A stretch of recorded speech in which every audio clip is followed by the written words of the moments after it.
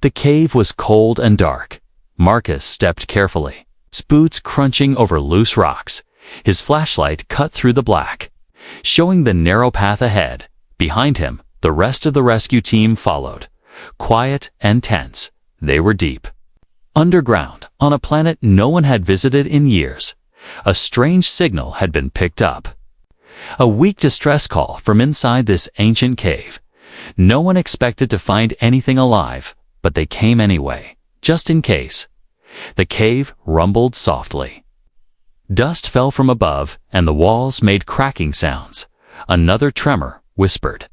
"Jenna, the team's medic." "We need to hurry," Marcus said, moving forward suddenly. A faint sound stopped them all. It wasn't rock, or water, or wind. It was crying. Marcus turned his head. He heard it again, soft, shaking sobs coming from deeper inside. The sound didn't belong to any machine or echo. It was the sound of someone afraid, someone alive. He looked back at his team and nodded. "Let's find them," he said, and they moved forward faster. Now, the path got tighter. The walls closed in. They crawled through a narrow space and entered a large chamber. The flashlight beam swept across the floor, then stopped in the corner, curled up against the wall. Was a strange figure. It was an alien woman, her skin pale and cracked. Her arms were wrapped tightly around a small child, also alien, who was crying into her chest. The mother looked up, eyes wide and afraid.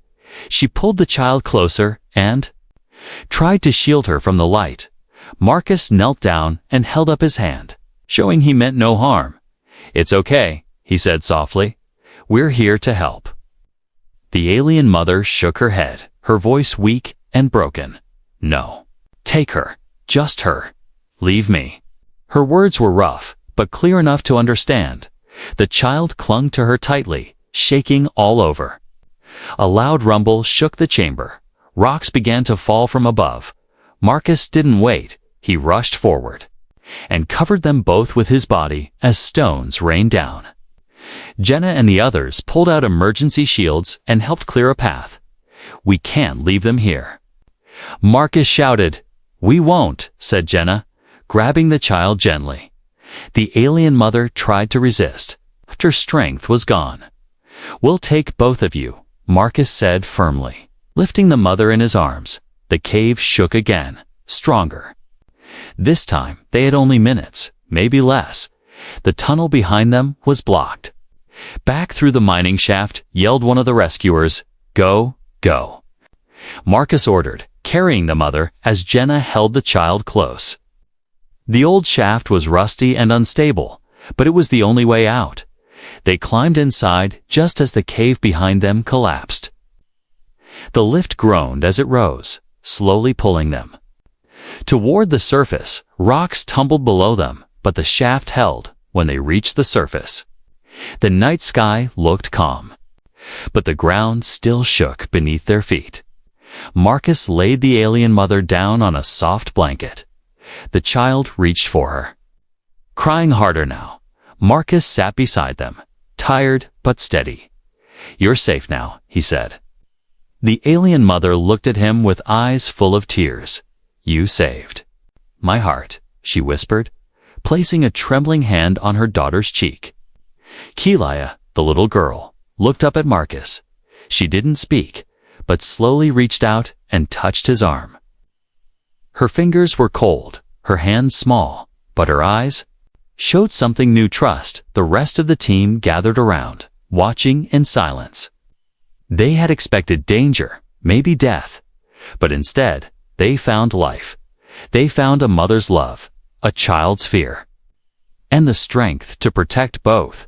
That night, the wind blew softly across the outpost. The alien mother slept under a silver blanket, her daughter beside her. Marcus sat nearby, awake, guarding them. His eyes were tired, but his heart was full, somewhere deep below. The planet rumbled again, but above ground, for one family there was peace, and Marcus whispered to himself, "No one gets left behind." The sky was still dark when the ground began to shake again. Marcus jumped to his feet, heart pounding. Dust fell from the outpost ceiling, and warning lights started to flash red. Another quake was coming stronger than before, and this time the tremors weren't stopping. Keela woke up crying, and Solari sat up quickly, pulling her daughter close. Marcus rushed over and helped them to their feet. "We have to move," he said, voice sharp but calm. Jenna ran into the room, her face pale. "The cave's outer walls are breaking.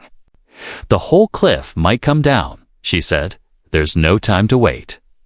Marcus grabbed his gear and then gently lifted Solari again. She was weak, but conscious, holding on to her daughter's hand tightly.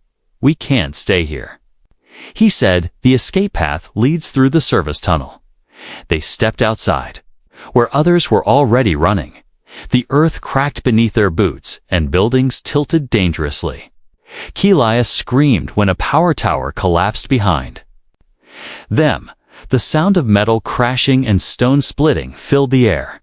"Follow me," Marcus yelled, leading them toward a narrow path between two rock walls. The tunnel was old and dusty, made for transport carts years ago. Now it was their only way out. Each step felt heavier than the last. The ground rolled under their feet. Like waves in a storm, halfway through the tunnel, they found the first split. Left was wide, but longer. Right was tight and dangerous, but faster. "We take the right," Marcus decided. Solari nodded weakly, trusting him completely. The narrow path was barely wide enough for one person. Marcus helped Solari through first, then handed Keelia over to her. He followed closely, watching every stone above them. One wrong step could bring the whole passage down. Behind them, the wall started cracking. Jenna shouted, "Faster!" They pushed forward, hearts racing. Dust choked the air, and their flashlights flickered. Suddenly, a large rock fell in front of Solari, blocking the path. She cried out, stumbling backward with Keelia in her arms. Marcus jumped forward and smashed the stone with a metal bar. "Keep going," he said. "Don't stop." Keela was shaking, her eyes wide with fear. She held onto her mother's neck and buried her face in her shoulder. The end of the tunnel was close now, a faint light visible ahead, but the quake grew stronger, and the walls began to bend and twist. Marcus knew they had seconds, not minutes. He pushed Solari forward with all his strength. "Run," he shouted. "I'm right behind you." They burst out of the tunnel just as it collapsed behind them. Rocks tumbled down in a cloud of dust, sealing the path forever. Marcus fell to his knees, coughing hard, but they were out, alive. The emergency shuttle was waiting nearby, engines running. Jenna waved from the door. "Get in, we're almost out of time." Marcus helped Solari into the ship, then lifted Keelia gently. The little girl wrapped her arms around his neck, not letting go. Inside, the crew sealed the doors. The rumble outside grew louder, shaking the ship's frame. "Launching now," the pilot said, gripping the controls tightly. The engines roared, and the ship lifted off. Through the windows, they saw the land crack open. Rivers of molten rock poured through the cracks like glowing veins. Buildings sank. Forests burned. The cave where they found Solari and Keelia was gone, swallowed by the earth. Inside the ship, Solari held her daughter tightly. Keelia still cried, her tiny body trembling. But she was safe now. Marcus sat across from them, bruised and covered in dust. He looked at them and gave a small, tired smile. "We made it," he said softly. Solari whispered something in her language. Marcus didn't understand the words, but the way she looked at him said enough: gratitude, sorrow, relief. It was all there, in her eyes. Leia slowly reached out and touched Marcus's hand. She didn't speak, but her fingers gripped his tightly. The shaking in her body started to calm. She leaned her head against her mother and closed her eyes. Safe in the arms of the only family she had left, the ship rose higher, leaving the broken world behind. but what they carried with them: hope, courage, and a new bond was more powerful than anything the quake could break. And Marcus looked out at the stars and whispered, "We don't leave anyone behind." The stars outside the ship were quiet and endless. But inside, the silence was heavy. Marcus sat beside a small window, staring out. His mind still inside the collapsing tunnels. Jenna stood near the medbay door, arms crossed, watching the two.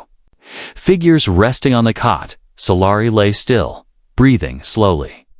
Kelia curled against her side, finally asleep. Her tiny hand gripped her mother's arm like it was the only thing holding her to the world.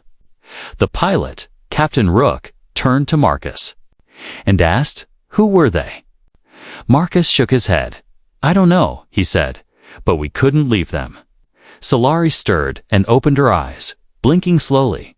Her gaze moved to Marcus, then Jenna, then to the stars outside. Marcus stepped closer, kneeling beside. "The bed? You're safe now," he said gently. "No more earthquakes." Solari sat up weakly and looked down at Kelia. "She is all I have," she whispered. Her voice low and rough. Jenna handed her a cup of water, which she drank slowly. Then Solari began to speak. In broken but clear English, her voice was soft, but the words struck hard. "My people lived below ground. Hidden," she said, "for many years. Long ago, we ran from war." From the stars, Marcus leaned in, listening carefully. "Many of us escaped to this planet," she continued. "We thought we were safe." She paused and looked down, her eyes full of old sadness. "But the ground, it changed," she said. "The planet, not quiet anymore." "It shakes, breaks?" Jenna asked. "How many of your people were still alive when we found you?" Solari closed her eyes, pain flashing across her face. "Not many," she whispered. "Maybe 20, then 10. Then just me and Kelia." Tears welled in her eyes, but she wiped them away quickly. "I tried to keep her safe. I told her stories, that humans were monsters. But you came." Marcus felt a chill in his chest. "You thought we'd hurt you," he said quietly. Solari nodded. "We feared you. You're kind, but you gave water, warmth, arms, safety." Kelia stirred in her sleep, letting out a small whimper. Solari leaned down and kissed her forehead, calming her instantly. "She was born underground," Solari said. "She never saw the sky." Her fingers brushed through her daughter's silver hair when she saw the stars today. She cried. Marcus sat back slowly, feeling the weight of her words. An entire race, hidden from the galaxy, forgotten, buried, all wiped away by nature's fury. With no warning, no help, no history recorded. "I don't want her to grow up hiding," Solari whispered. "She deserves more." Jenna stepped forward, placing a gentle hand on Solari's shoulder. "She will," she said. "We'll help you both." The ship's console beeped, and Captain Rook turned. "We've received a message from command," he said. "They picked up unstable energy from the planet's core module collapse within hours." Marcus stood up quickly. "That's not just an earthquake," he said. "That's the whole planet coming apart."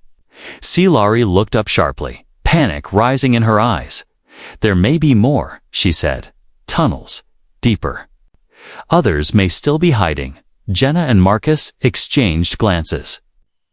"If they're still alive," Jenna said, "we can't leave them." Captain Rook hesitated. "We're under orders to return immediately." Marcus stepped forward, voice steady. "Then I'll take a smaller craft and go back down." Jenna added, "I'll go with him." Solari grabbed Marcus's hand, holding it tightly. "I will guide you," she said. "I know the tunnels." "The old ways, you just got out," Marcus said, worried. Solari shook her head. "If there are others, I must help them." Kelia woke up then. Rubbing her eyes, she saw her mother getting up and clung to her waist. "Don't leave again, Mama," she whispered, voice shaking. Solari knelt down and hugged her daughter tightly. I must help the others. She said, but I will come back. Marcus knelt beside her. I'll bring her back, I promise. Keelia looked at him with wide, wet eyes. She nodded slowly. Trusting him once again, Captain Rook finally agreed. You have 1 hour, he said. Then we launch without you. The countdown had begun. A broken world below, a fragile life above. And one last chance to save what was left as they prepared. To descend once more, Solari looked at the stars and whispered, maybe. This time, the galaxy will not forget us. Asterisk, the small shuttle dropped through the gray clouds like a falling leaf. Inside, Marcus sat beside Solari. His hands gripping the edge of the seat, Jenna checked the supplies, medical kits, lights, heat packs, and a scanner. Below them, the surface of the planet looked worse than before. Mountains had cracked open, and rivers glowed orange with heat from below. Smoke rose from the ground like breath from a dying world. We'll land near the old mining ridge, Marcus said. Checking the map, Solari nodded. There are deeper tunnels there, untouched for years. Jenna added, if anyone survived. That's where they'll be. The shuttle landed hard. Shaking from the quake still rolling under the surface, the sky above was dark, even though it should have been day. Ash floated through the air, turning everything gray. Solari stepped out first, breathing in sharply. This place was once full of song, she said softly. Now it cries. They moved fast. Feet crunching over cracked stone. The scanner beeped and blinked, showing signs of movement underground. Jenna pointed. There's something down there. But we don't know how many. Marcus looked at Solari. Can you guide us? She gave a slow nod, then led the way into a narrow path between two broken walls. Inside the tunnel, it was quiet again. Too quiet. Only the soft hum of their gear and the faint cracking of shifting rocks filled the space. Solari walked with memory, turning at each corner without hesitation. They passed empty rooms, shattered walls, and long dead lights. Then they heard it'd sound like breathing, shallow and fast. Marcus raised his hand. Signaling silence, they turned a corner and saw them, 5 alien survivors huddled together in a small chamber. They looked thin, scared, and weak. An older alien held a small boy in her lap. Gently rocking him, Solari rushed forward, speaking in her own language. The survivors looked up, and their faces filled with shock and then relief. We found them, Jenna said softly, kneeling to give water and food packs. Marcus checked the scanner again. More signals, not far. They moved deeper into the earth, finding more survivors hidden in pockets of safety. Some were hurt, others just too afraid to come out. But when they saw Solari, they came forward. Her presence gave them strength. Her voice gave them hope. Suddenly, a loud crack split the air. The ground shook hard, and part of the tunnel ceiling collapsed behind them. Dust filled the space, and someone screamed. Marcus pulled Solari close, shielding her from falling rocks. Jenna helped lift a survivor who had been knocked down. We're running out of time, Marcus said, coughing through the dust. They gathered all 21 survivors they could find. Some limped, some were carried, but all moved with purpose now. Solari stayed near the center, holding a small alien child who couldn't walk. The group climbed up toward the surface, the ground trembling louder with each step when they finally reached the shuttle. The engines were already warming up. Captain Rook shouted from the doorway, "Hurry! The planet's splitting under us." Keelia stood just inside, calling out, "Mama." Mama Solari ran the last few steps and grabbed her daughter. Lifting her in a tight hug, "I told you I'd come back," she whispered, tears falling down her cheeks. The others climbed in fast, one after another. Jenna and Marcus were the last, helping an injured elder aboard. The ground gave a sudden roar, and a giant crack opened just meters from the ship.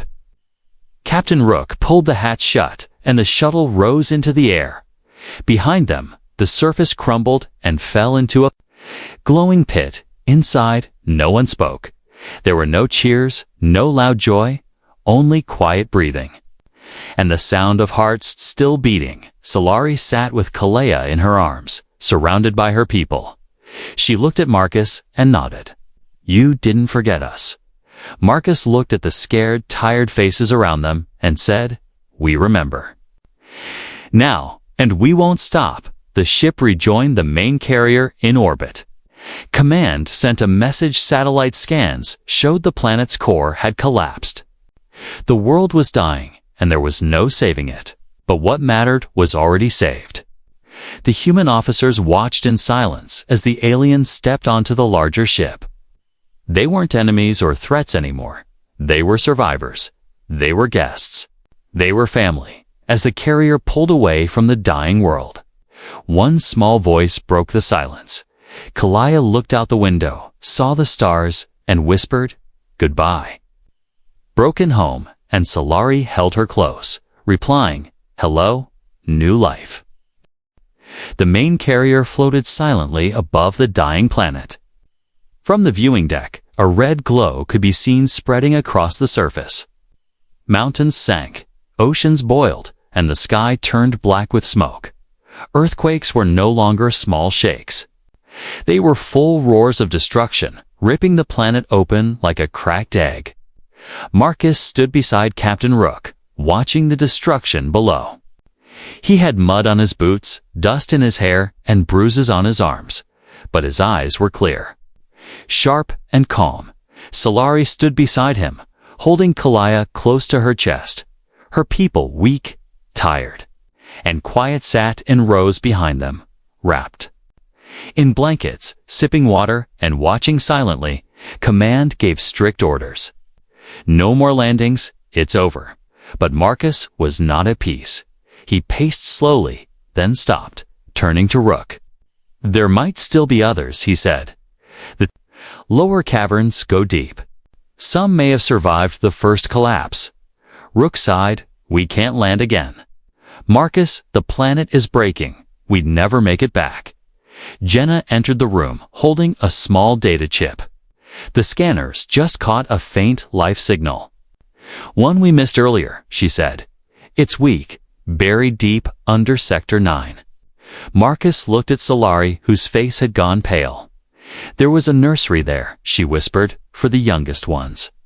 Silence fell over the room. No one spoke, but their hearts beat faster. Solari stepped forward. "I will go." Marcus turned quickly. "No," he said. "You're staying with Kalea. I know those tunnels," she said. "If I go with you." "We won't waste time." Kalea grabbed her mother's hand. "Don't go, Mama." Solari knelt down, hugging her tightly. "I must, little one. There may be others like you, scared and alone." Marcus crouched beside them. "I'll bring her back," he said softly. Kalea looked up at him, eyes full of fear. "I trust you." She whispered. Minutes later, the shuttle launched again, this time faster and more focused. Marcus flew low over cracking valleys and burning plains. Beside him, Solari stared forward, quiet and steady. Jenna piloted the craft, her hands tight on the controls. They landed near Sector 9. On a ridge, barely holding together inside the tunnels, the heat was intense. Rocks glowed from below, and dust filled the air. Each step was dangerous, each breath dry and hot. Solari led them through a forgotten path, one even her people had. Sealed long ago, deeper and deeper they went, until they heard its soft, whimpering cries. They entered a small chamber, and there, hidden under a broken wall, were 3 small alien children. They were weak, thin, and barely awake.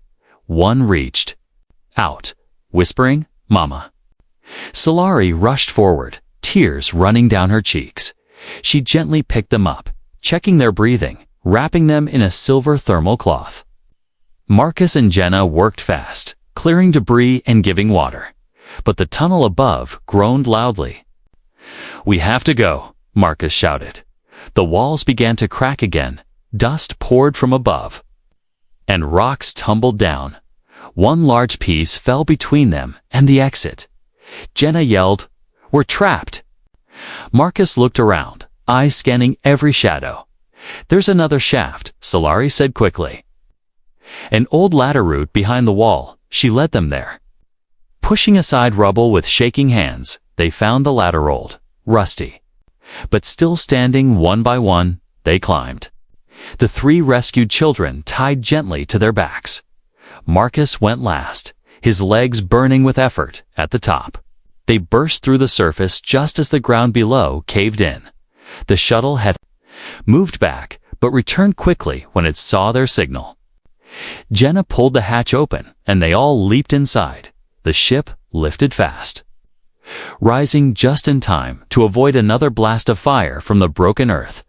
Inside, the children were quiet, but alive. Solari sat holding them close, whispering old songs. From her homeland, Keelia ran into her arms when they docked back at the carrier.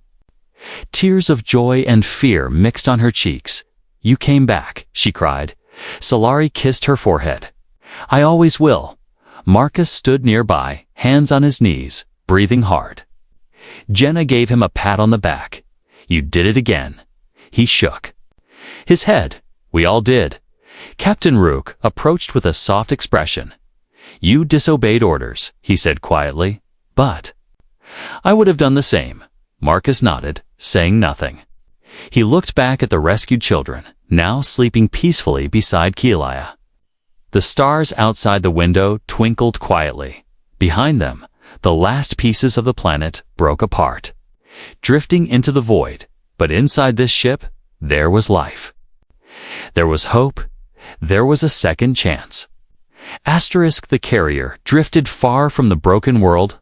On the screen, the planet looked like a dying star, torn open from the inside. Its crust floated in pieces, glowing with heat and fading slowly into the dark. The crew watched in silence. No one cheering, no one speaking. It wasn't just a world ending. It was the last goodbye for an entire people. Solari sat in a quiet corner of the ship, her daughter in her lap. Keelia held a soft human blanket, eyes red from crying. One of the rescued children rested beside her, asleep. A small smile on her face for the first time. Solari looked at them, tears in her eyes, but no longer afraid. They had made it. They had survived. Marcus stood near the doorway, watching her from a distance. He had cleaned up, but the tiredness still hung in his eyes. Jenna approached him with 2 cups of warm tea. Handing one to him, "We saved 24 lives," she said softly. "That counts for something." Marcus nodded slowly. "It counts for everything." Later, in the main hall, the human officers met with the alien survivors. Captain Rook stepped forward, clearing his throat. "We know this is not your home," he said, "but our people have a place for you." He showed them a small planet nearby, a human colony, peaceful, green, and safe. "There's land, schools, food, and medicine." He continued, "You'll be welcome there." An elder alien stepped forward, his hands shaking as he bowed deeply. "We thank you," he said slowly, his voice rough, "for not forgetting us." A quiet murmur spread through the alien group, whispers of relief, hope, and new beginnings. Keelia looked up at her mother, eyes wide. "Will I see the sky again, Mama?" Solari smiled gently. "Yes, my heart, and you will feel the grass under your feet." The ship arrived at the human colony 2 days later. It was nothing like the broken planet they had left behind. This world was full of color blue rivers, green fields, and bright sun as the shuttle lowered toward the ground. The alien children rushed to the windows, pressing their faces to the glass. Some gasped, others cried, but none looked away. The landing was soft, the ramp lowered, and warm air touched their skin. Solari stepped down first, holding Keelia's hand. Behind her, the other survivors followed, blinking in the light. A group of human families stood nearby, waiting with open arms, food, blankets, and gentle smiles. Marcus walked beside them, watching quietly. He didn't speak. But every time a child laughed or a mother cried, his heart grew a little lighter. Keelia ran into a field of wildflowers, spinning with joy. Solari watched her, hand covering her mouth as tears rolled down her cheeks for the first time in her life. She was crying not from fear, but from peace. Later that evening, they gathered around small campfires. Humans and aliens sat together, sharing stories, food, and music. Children from both worlds played nearby. Chasing each other through the grass, Jenna sat with a group of elders. Learning their language word by word, Captain Rook offered to set up shelters and supplies while the permanent homes were being built. The aliens agreed with quiet nods. Still learning how to hope again, Silari walked to where Marcus stood alone. Watching the stars, she stood beside him for a long moment before speaking. "You gave us a second life," she said. He shook his head gently.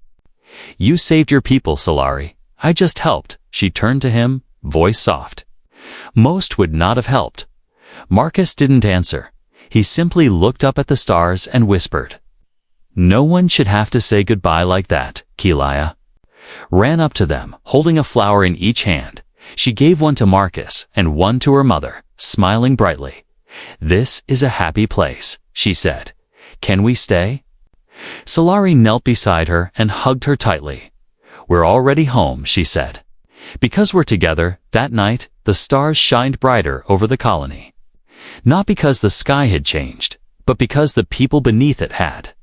Pain had turned into purpose, loss into love. And two worlds once strangers now shared the same soil. As the fires burned low and sleep settled over the camp, Marcus sat with Keelia beside him. She rested her head on his arm and whispered, "Thank you for saving my mama."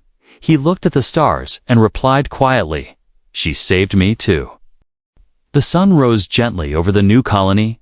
Warm light poured over the green fields, the soft hills, and the simple homes being built with care.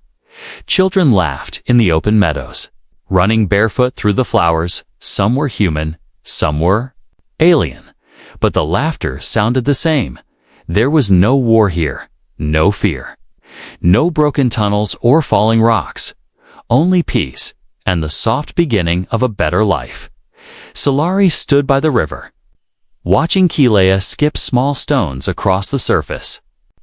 The little girl had grown stronger in just a few weeks. Her face was no longer thin and pale, but bright and full of life. Her eyes sparkled when she ran, and her laughter reached far into the wind.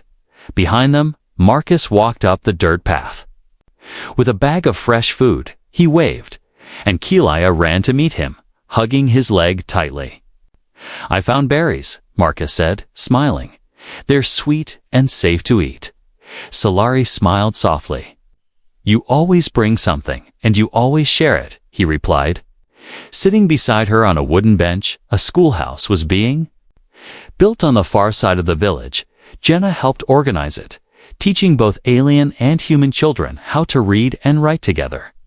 The alien elders passed down their songs and stories, slowly opening their hearts to their new neighbors. They carved symbols into the village stone, stories of survival, of memory, and of unity.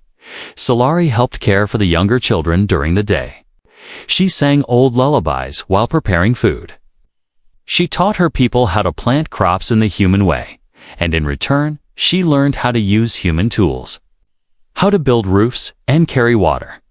There were no leaders, no orders, only helping hands and open minds. At night, they sat under the stars, telling stories. One evening, Keelia sat in Marcus's lap as he lit a small fire. "Will you stay with us forever?" she asked quietly. Marcus looked at her mother, then back at the child. "If you'll have me," he said. "I'm not going anywhere." Solari placed her hand on his shoulder, her eyes soft and full of emotion. "You are family now," she said. He nodded slowly, not trusting his voice. The fire crackled beside them, warming their faces and their hearts. In the weeks that followed, more humans arrived, not soldiers, but families, doctors, teachers, builders. They came with supplies, medicine, and kind words. They didn't come to control, but to share. Together, they turned the village into a town. The aliens gave it a name in their language, Sellar, which meant second light. One morning, a council formed.